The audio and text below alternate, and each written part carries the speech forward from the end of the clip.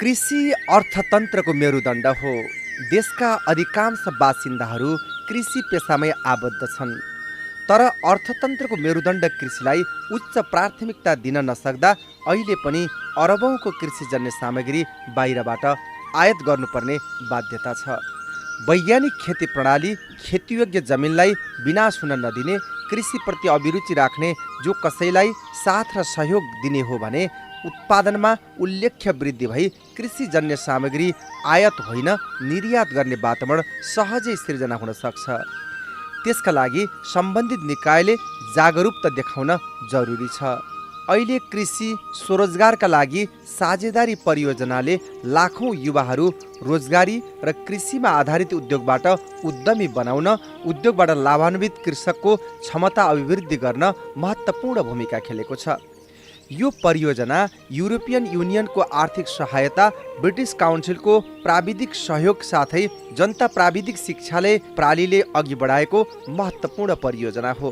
व्यावसायिक तालिम दिई बेरोजगारी न्यूनीकरण र रोजगारीको अवसर सिर्जना गरी समतामूलक र समावेशी आर्थिक विकास गर्ने लक्ष्यका साथ अगाडि बढेको यो परियोजनाबाट हजारौँ युवाहरू लाभान्वित भई व्यावसायिक कृषिलाई अगाडि बढाएको देखिन्छ।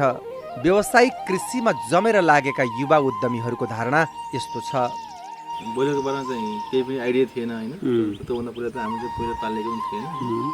त्यसपछि चाहिँ अब यसको चाहिँ उत्पादनलाई चाहिने दाना पानीदेखि लिएर हरेक कुरा चाहिँ रोग औषधिदेखि लिएर हरेक कुरा चाहिँ अब भनौँ न आइडिया भइसक्यो। अब चाहिँ एक र दुई पालिसकेपछि तपाईँको त्यसअनुसार यसो चाहिँ उत्पादन टाइमिङ होइन हरेक कुराहरू चाहिँ अब चाहिँ सिकियो जानियो। अब चाहिँ त्यो अनुसार चाहिँ अब अगाडि बढ्नलाई भन्नु चाहिँ अब ठुलो भोल्युममा गरौँ भनेर आँट आयो भनौँ न। सुरुमा चाहिँ त्यो पनि थिएन होइन, कसरी के हो भन्नुपर्ने थियो। अब त्यो चाहिँ कन्फिडेन्स चाहिँ आयो नि, सकिन्छ भन्ने जस्तो पनि भयो। तपाईँ सहज चाहिँ धेरै सहज भयो तालिम लिइसकेपछि। अब चाहिँ यो अलिकति बोलेर अलिकति सेन्सिटिभ पनि हुँदै भएको भयो। यो कुखुरासँग हाम्रो लोकल टर्कीहरू जस्तो पनि त्यति चाहिँ गरेर नहुने रहेछ। अलिकति थोरै चाहिँ केयर गर्नु पर्दो रहेछ। फेरि प्रोडक्ट पनि सर्ट प्रोडक्ट भएको भएर त्यसलाई चाहिँ त्यो अनुसारको बजार व्यवस्थापन हरेक कुराहरू चाहिँ मैले लगभग 1.5 लाख जतिको काउलीबन्दा बेचेँ। काउलीबन्दा प्लस बेर्ना बेचेँ। कृषिबाट 3 कट्ठामा गरेको कति 70-80 हजार चाहिँ कमाइ गरेँ अहिलेसम्म होइन। अहिले चाहिँ फेरि यहाँ लगाएको छु के अरे काँक्रा, फर्सी, बोडी। यसबाट नि अझै बढी चाहिँ आउँछ कि भन्ने आश छ। एग्रोवेटमा जान्थेमा भिटामिन दिनु भन्थेँ। त्यसपछिबाट अब कुन समयमा के लगाउने हो भन्थेँ। उनीहरूको तरिकाले लगाउँथेँ मैले। अब जहाँ बिरुवा छिटो उम्रिन्छ त्यहीँ धुल्थेँ म रेक्सा लिएर यसलाई घरमा रोप्थेँ। अरूलाई पनि मैले 2टा सन्देशहरू दिइराखेको छु। त्यति सम्पत्ति भएर पनि त्यति भएर पनि गर्यो रहेछ भन्ने कुरो पाठहरू पनि सिकिराखेका छन् मान्छेहरूले।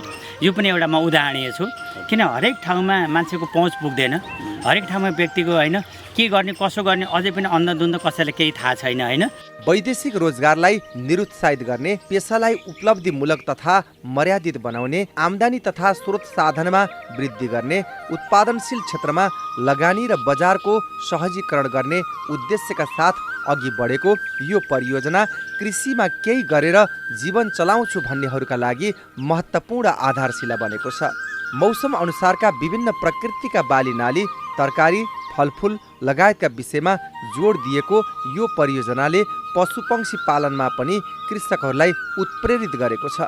रूपन्देही, कपिलवस्तु, नवलपरासी जिल्लाहरूमा यसै परियोजना मार्फत सिप सिकेर व्यावसायिक कृषि पेसालाई अँगालेका कृषकले उत्पादन गरेको यी विभिन्न प्रकृतिका कृषिजन्य सामग्री देख्दा यो परियोजनासँग आबद्ध भई सिप सिकाउने र कृषिमा लाग्न प्रेरणा जगाउने कृषि विशेषज्ञ, कृषि प्राविधिकहरू कति जागरुक एवं क्रियाशील छन् भन्ने प्रमाणित हुन्छ। तालिम लिइसकेका प्रशिक्षार्थीहरूलाई उपलब्धिमूलक रोजगारी तथा व्यवसाय र अपेक्षित आम्दानी गर्न सक्षम गराउने परियोजनाको मूल उद्देश्य भएकाले रोजगार व्यवसायको स्तर उन्नतिमा सहजीकरण, परामर्श सेवा र उत्पादित सेवा वस्तुहरूको बजारीकरण गर्नमा प्राविधिक सहित सहयोग गर्ने यो परियोजना कृषिको माध्यमबाट केही गर्छु भन्ने युवाहरूको लागि सबैभन्दा महत्त्वपूर्ण मार्ग बन्दछ। बेला बेलामा विभिन्न क्षेत्रको अध्ययन अवलोकन भ्रमण गराइने, तालिम स्थलमा सैद्धान्तिक र प्रयोगात्मक सिपहरूको सिकाइ गराइने हुँदा व्यवसायीहरूले व्यवस्थापकीय, जनशक्ति व्यवस्थापन, कच्चा पदार्थको स्थिति, उत्पादित वस्तुहरूको बजारीकरण, लगानीको प्रावधान, व्यवसाय सञ्चालन गर्दा आइपर्ने चुनौतीहरू आदिको बारेमा व्यवसायी र प्रशिक्षार्थीहरूबीच अनुभव प्रदान गर्ने मौका प्राप्त गर्दछन्। निशुल्क सिप सिकी आत्मनिर्भर बन्ने प्रेरणा जगाएको यो परियोजनाको तालिम प्रदायक संस्था देउराली जनता प्राविधिक शिक्षालय हो। टिभिइटी प्र्याक्टिकल पार्टनरसिप सिप विकास कार्यक्रम हो, जुन नेपालको प्राविधिक तथा व्यावसायिक शिक्षा तालिम क्षेत्रमा अधिक प्रभावकारी नीति कार्यान्वयनलाई सुदृढ पार्नका लागि डिजाइन गरिएको हो। देशको अर्थतन्त्रकै आधार कृषि नै भएको हुँदा यस्ता व्यावसायिक शिक्षा तालिम कृषि क्षेत्रमा केही गर्छु भन्नेहरूका लागि महत्त्वपूर्ण सेतु बन्दछ। जे होस्, यो परियोजनासँग जोडिएर कृषि क्षेत्रमा देखिएको उल्लेखनीय सुधार देख्दा कृषिको क्षेत्रमा केही सुधार नदेख्ने, उत्पादन गरेर पनि सन्तुष्टिको सास फेर्न नसक्ने कृषकको लागि आशाको दियो जगाएको छ। व्यावसायिक कृषिको माध्यमबाट फड्को मार्न चाहने युवाहरूको लागि तालिम प्रदायक संस्था देउराली जनता प्राविधिक शिक्षाले गतिलो आधार बन्दैछ। आजै संस्थासँग जोडिएर कृषिको माध्यमबाट भविष्यमा सुनौलो जीवन बनाउने बाटोमा लागौँ, यही नै प्रगतिको मार्ग हुनेछ।